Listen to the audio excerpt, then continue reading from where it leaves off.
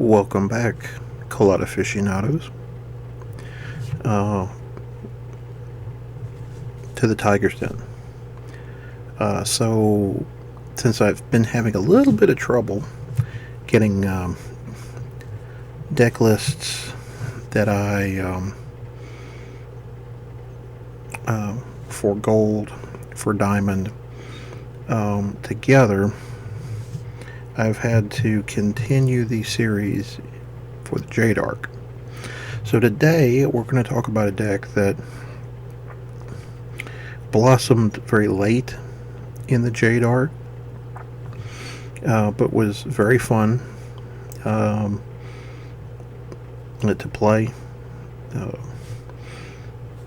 Probably was a mite interesting for your opponent to see. Most people wasn't expecting this.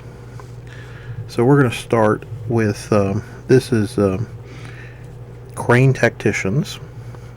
So as far as Tacticians go, Crane doesn't usually have many, but with the Akodo Sensei, everybody that's in the deck basically is a tactician. I'll go over what they do. So Akodo Sensei is a Crane, Dragon, and Lion Sensei. Your dishonored personalities have 0 force. Each of your personalities with over 2 chi gain the tactician trait, or without a tactician trait, gain the tactician trait, but cannot gain force bonuses, but cannot use it to gain force bonuses. Many of you that played toward the end of the game might be familiar with RNI Sensei. This is basically the original version of RNI Sensei, if you think about it.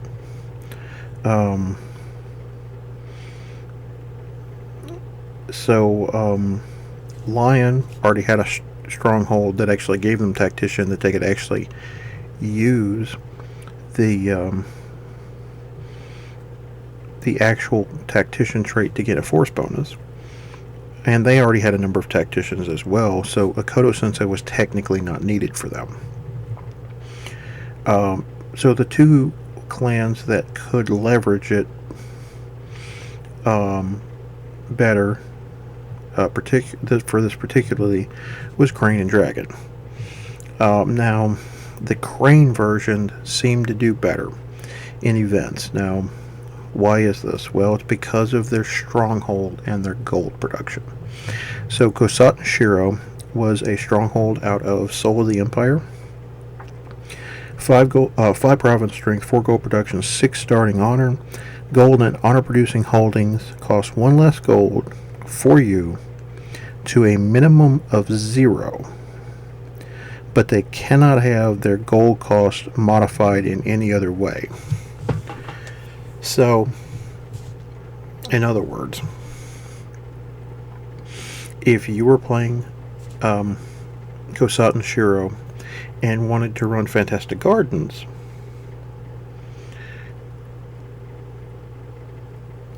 Fantastic Gardens is 5 gold for a Crane player. But this stronghold says it reduces the cost by 1, but may not be modified in any other way, which meant that you were going to have to pay 6 gold for it out of Kosaten Shiro. So obviously that wasn't the best way to go.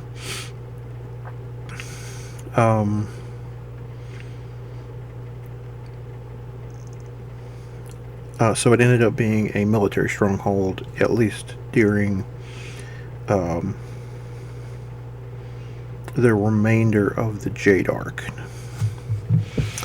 Now this is why.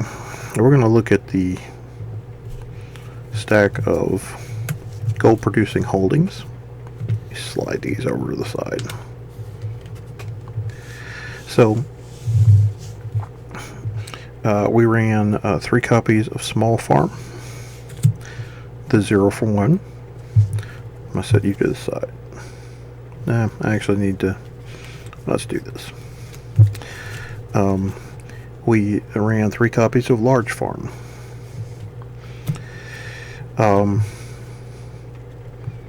So large farm is a 0 for 2 because of the stronghold. These next two are interesting. So we ran 3 copies of Simple Huts. So this reads bow Simple Huts and one of your farms to produce 4 gold. So that basically means that on average your farms produce 2 gold. And again, this is another 1 cost that's reduced to 0. So you're running 3 of those. And then you ran 3 silk farms. Now this was a card from the Hidden Emperor block. About to produce gold equal to the number of forests plus the number of silkworks in play.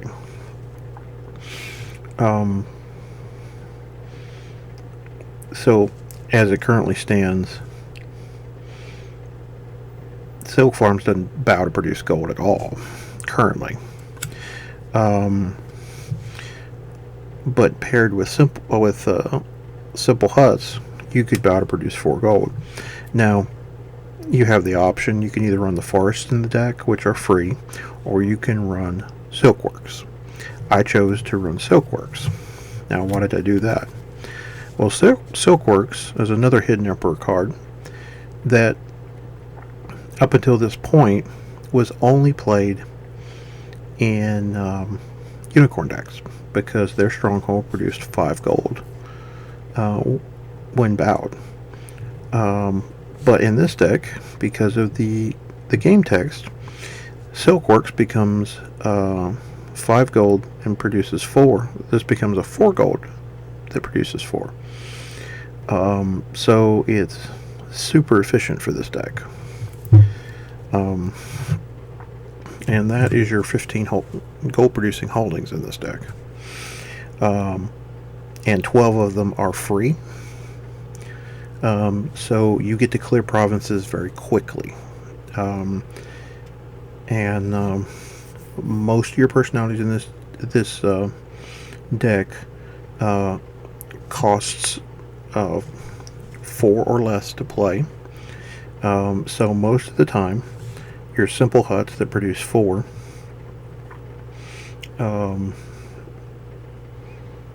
are enough to put one into play, or silkworks, or 2 large farms. So it was very easy to get those numbers.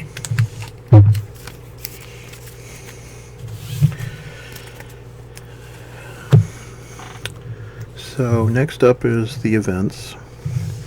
And again, the event slots are usually very flexible. So I actually have 2 cards in here for honor decks. As the shadow falls, no player gains honor until the beginning of your turn 2 turns from now. So this shuts off a lot of honor gains and gives you some time to break provinces. Corruption of the Harmonies. During this era, obviously Phoenix was a strong deck. Pagoda might have just won Worlds. I don't remember if this set came before, or this Akodo Sensei came at the Spirit Wars, which was the only booster and starter deck set that was dual bugged for gold and Jade. So I don't remember when this fell, because Akodo Sensei came in that set. But you also had the Ford Fox Honey Rattling deck, where the only personalities this didn't bow was a couple of the Rattlings. It bowed a lot of the other personalities. So this was a meta choice. Kosaten's Funeral. Until the end of the game, players may not achieve an honor victory unless they have destroyed a province in battle or have at least 1 elemental ring in play. So again, that's another shut off. And then the promo version of Doom of the Dark Lord, which is basically, you're using this for extra card draw. Until the end of the game, all players must draw an additional fate card during their end phase. Each time that player is supposed to but draw a fate card but cannot because their deck is empty, they have to destroy their rightmost province.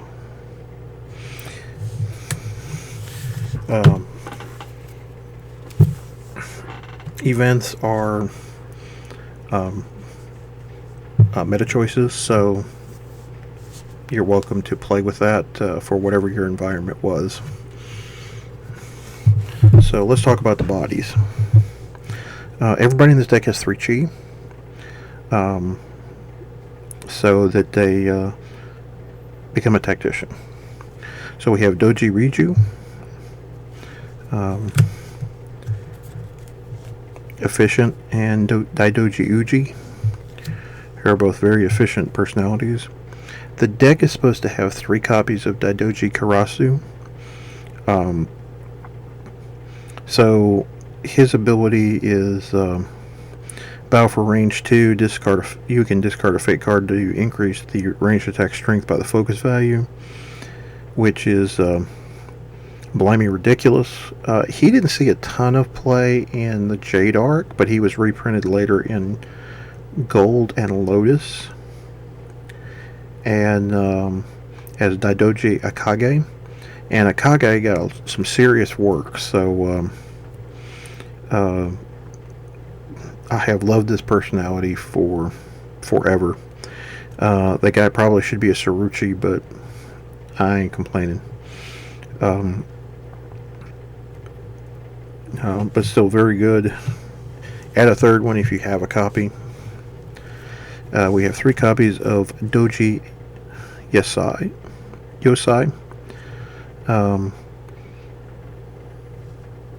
Being a 2/4, 3 personal honor, his ability is not relevant here. It's more about the chi and the personal honor, and the bonus that he's going to get off some cards. We'll talk about that here in a minute.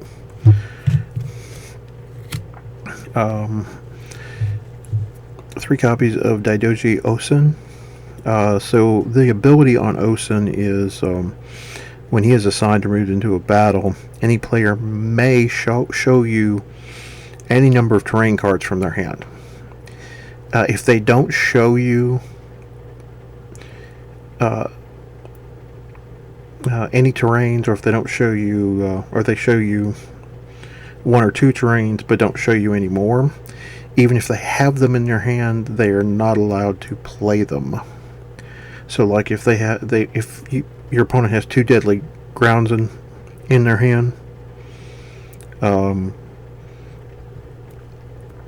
a deadly ground in a night battle, and they only show you the deadly ground, they cannot play the night battle as long as that battle is ongoing. His ability is really good for that. 3 copies. We have 3 copies of Daidoji Rekai. 3/3 for 6, range 3 attack, really good. Fantastic artwork by April Lee here. And then the unique personalities. Now, the deck actually called for a Golden Sun Plane. I didn't have any more Golden Sun Planes. I've used them all in all the other decks that we've put together. So I ended up including an extra unique personality. So first is Kakita Kaiden.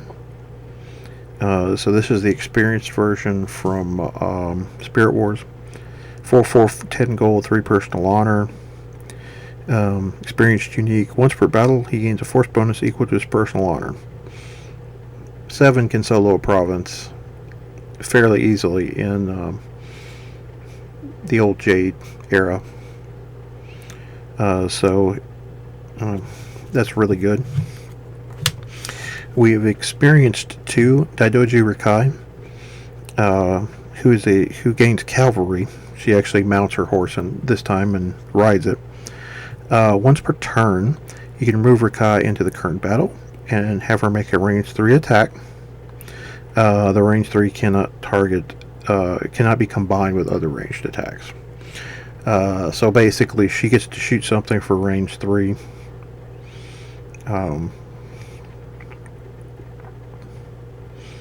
And move into a battle. So can be a cute little cute trick to move into, mess up your opponent's math, etc. And then the last two personalities are the Experience 2 and Experience 3 version of Doji Kawanin. So the Hidden Emperor 6 version is 5/5 for 11 gold. He is a tactician by default and a clan champion. Loyal. His unit cannot be targeted with an action that would send him home from this battle if he has, as long as he has not received a force bonus this turn. Obviously, with the tactician trait, he can once per battle, or I think at the time it was once per battle, discard a fate card to give him a force bonus equal to the focus value. The ability is a reaction. Cancel any use of the tactician by a card in the opposing army.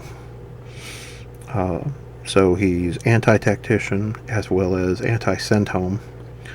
Hard to get rid of. You either have to kill him or bow him. But he ain't going home. And then the last copy is the copy out of the Soul of the Empire starter deck. 5/5 for 14 gold, 4 personal honor. Champion, Samurai, Tactician, Loyal. His battle ability is each of your Crane Clan Samurai in this battle gain a force bonus equal to his or her personal honor. And this is a tactical, so it's a tactical battle action that does that. His,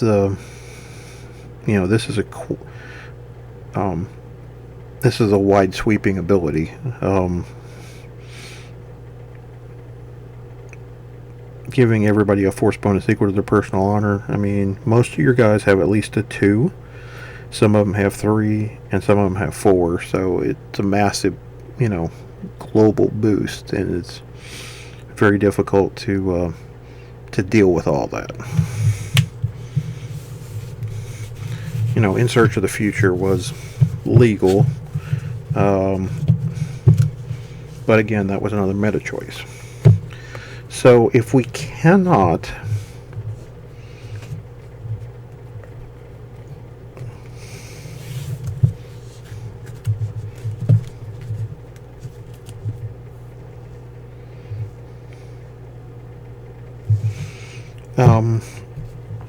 so if we can't use the tactician trait, or the printed tactician ability to gain a force bonus, how can we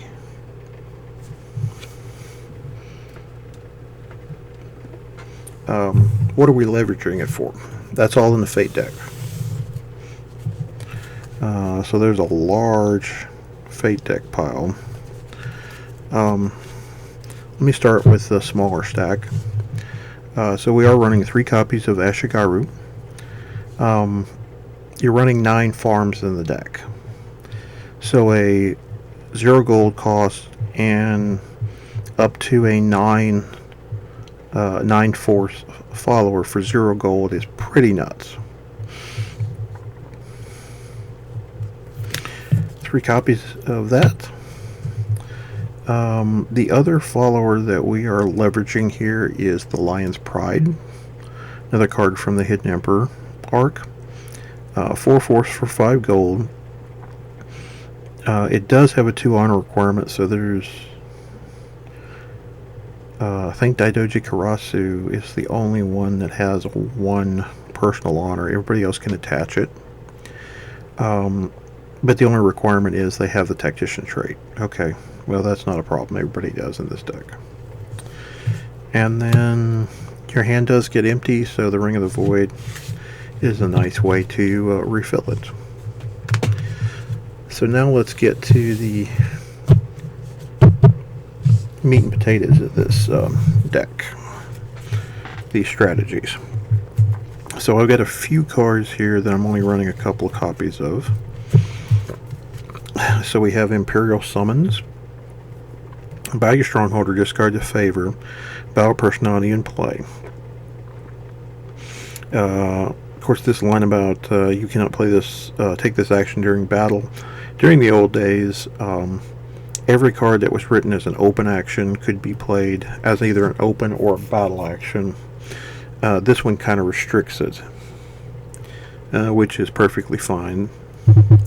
You're running 2 copies of that because a lot of times you may not even need the gold from your stronghold that turn because your gold is so efficient. 2 copies of Stand Against the Waves. Obviously this requires all of your personalities to have a follower attached. You're only running 2 copies of this because you're only running 6 followers. So it's not always possible, but it's very easy to search up. We've got some tactical cards here you're going to see in a minute. And then 2 copies of Counterattack. Typically 1 counterattack is enough to return the tide. Of course, anybody that has played with Retribution or Reprisal or any of the singular cards that let you attack with 1 unit, 4 additional attack, knows how powerful that can be. Counterattack was so much more powerful. It's lovely. So you're only running 2 copies of that. Let's see. Yeah, okay. So the other actions, or the other actions that don't require a tactician by default: 3 rallying cries, keeping your stuff from being bowed after attacking is really good, and 3 superior tactics. These were also standard in every deck. Blowing up terrains is necessary. Now let's get to some of the fun cards. So we're going to start with the Sun Returns. And I do not remember if this was from Fire and Shadow or from Soul of the Empire. But it reads, reaction: play this after an opposing player takes an action during battle. Bow one of your tacticians in the battle to cancel the action. This was recently reprinted in Ivory Edition, and it got a slight wording tweak, but yeah, basically being able to cancel an action during battle by bowing a tactician was fantastic.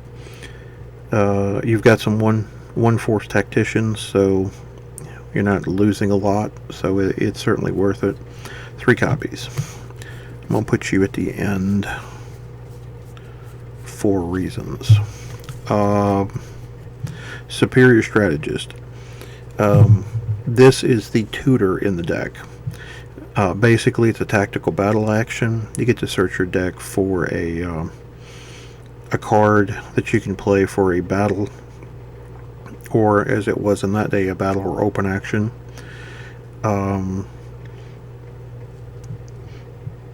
And then you get to take an additional battle action to use one of those abilities. If you do not use one of those abilities of the card you searched up, you basically discard it. But most of the time that you were doing it, you were going, I'm going to search for this and play it. You run 3 copies of that. That's going to allow us to put some 1-ofs in this deck, which are at the very end of the slide. So tactical maneuvers. Reaction: immediately after the last maneuver segment of an attack phase. Move one or more of your personalities with a tactician trait from one province to the other. This does not count as a use of the tactician trait. So, basically a tactical action as written back in the day is if you took an action that targeted a tactician, unless it said otherwise, it used up the once per battle tactician trait. This was one of the few cards that didn't. So what you typically did with this is you assigned infantry attackers, your opponent just did infantry defenders, cavalry attackers, cavalry defenders, and then you go, okay, now that I know where all your defense is, we're going over here. You're running 3 copies of that because it lets you do some ridiculous splits, and your opponent's like, I got no damn clue what you're trying here. Because if I defend all my guys at one province, you just move them to one of the others. It basically lets you do cavalry tricks. And you could actually do them, do cavalry tricks with that cavalry, which was awesome. Luring tactics. So this one would read today: a tactical battle. Move one of your tacticians in this battle and an opposing personality to an adjacent battle. So basically it lets you go, my little guy, your big guy, or my problem child, we're going over here. You ran 3 copies of that. Obviously, you can't play that on your last province because you had nowhere to move. But scarring the masses. Battle one of your personalities with either a fear ability or the tactician trait to send an opposing personality with lower chi home bout. So you got a lot of guys with 3 chi, some with 4, some with 5 in this deck. So you're going to be able to bow and send home just about anybody you want. You can use this on the attack, which you can't with cards like block supply lines, etc. You're running 3 copies to that. So the reason that this deck is viable, other than Doji Kawanen's ability, is all the search is White Shore Plains. So this was a terrain. Each tactician who has not used the tactician trait for this battle gains force equal to his or her chi. Now, the Akodo Sensei says you can't use a tactician trait to gain force bonus. And when it says tactician trait, it actually means the tactician battle, discard a fate card. This personality gains force equal to its focus value. So this is not a tactician card.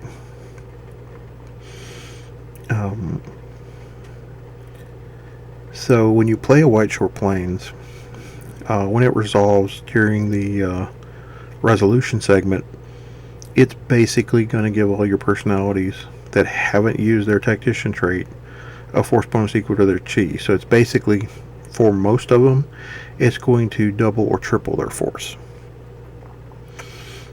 They ended up making some changes to this card moving forward. In Gold Edition, it went to a 4 gold cost and a 1 focus value. And then in Diamond Edition, they just reworded it where it dropped it back to 0 gold, but reworded it that it was a tactical battle action. And it, therefore making it a force bonus by the tactician trait where it couldn't be would pretty well be nullified. So you're running 3 copies of that. That's how you slam the door shut. Alright, now I have 3 fun ofs in here. So I have a copy of Refugees. Sometimes you need to send home that doesn't bow your dude. And so that's perfectly fine. So we have a different terrain. This is traversable terrain. As long as you have 1 or more units in this battle, move 1 of your units into this battle from another province, as long as it's attacking or defending. So this is just another movement trick that you can use. Maybe you split your force up and your opponent has surprised you in some way.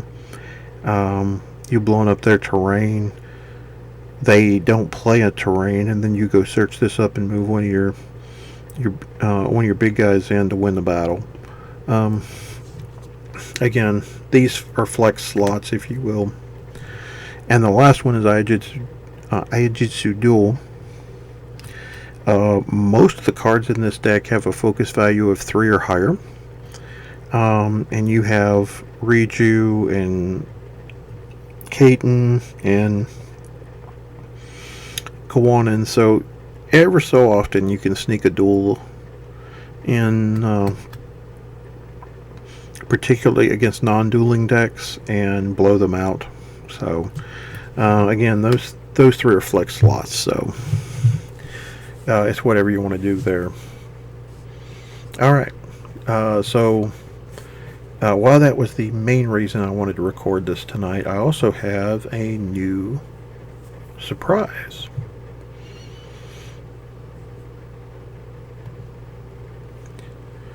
So we are going to be starting a historical review of Legend of 5 Rings. This historical review is going to be called The Jade Histories. My goal is to record 1 episode of this per week, and our talking points are going to be related to each set as they are released in chronological order, with the exception being I am merging the pre-Imperial and Imperial edition releases as 1 recording. We're going to be talking about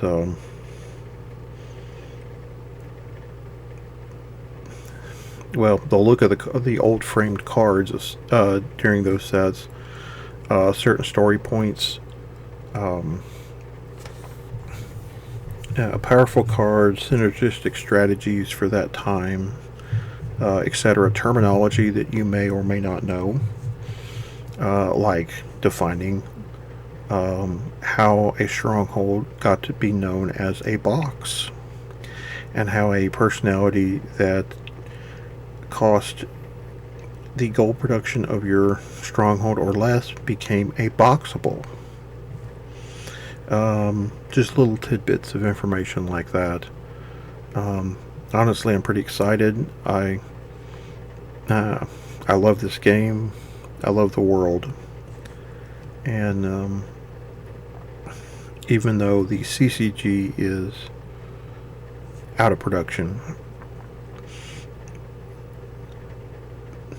this, in my opinion, was a better game than the blasphemous FFG version.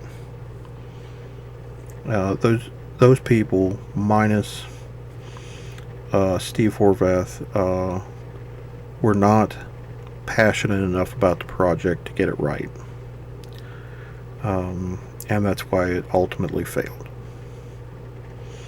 So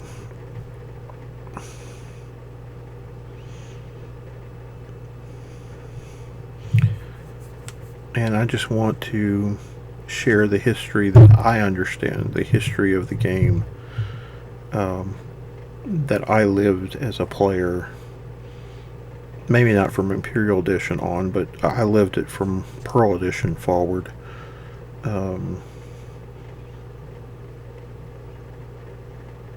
and how,